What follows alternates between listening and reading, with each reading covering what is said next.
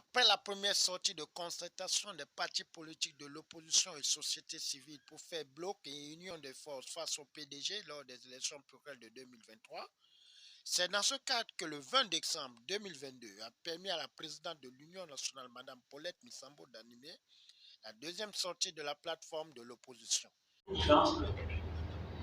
À mieux gérer le processus électoral, à mieux contrôler le déroulement des scrutins en ayant des équipes communes, complémentaires, parce que je sais qu'aucun de nos partis n'est implanté sur l'ensemble du territoire. Le PDG utilise l'administration publique pour se faire représenter. Donc, ce n'est pas la même chose. Et puis, évidemment, notre capacité à élaborer une plateforme commune. Agitation, oui. En tout cas, un réveil sur le terrain, des groupements qui se sont formés. Je voudrais dire qu'il ne s'agit pas ici de former un groupement nouveau.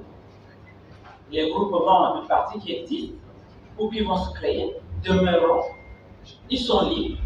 Il s'agit simplement pour nous de regarder dans la même direction et de créer les conditions de pouvoir agir ensemble et en responsabilité. Bien évidemment, dans ces conditions, ceux qui soutiennent le pouvoir en place n'ont pas leur place ici. Ici, notre dénominateur commun, c'est que nous nous opposons au pouvoir en place, à la politique qui est développée, non pas aux personnes, mais à la politique qui est développée depuis plusieurs années. C'est cela notre dénominateur commun.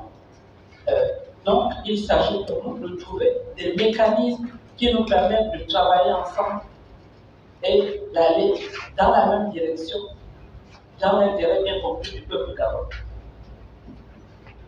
Donc voilà, chers partisans du changement, de l'alternance, quel est le sens de notre rassemblement et quel est l'esprit qui doit guider nos travaux jusqu'à la signature de notre pacte. Je vous remercie.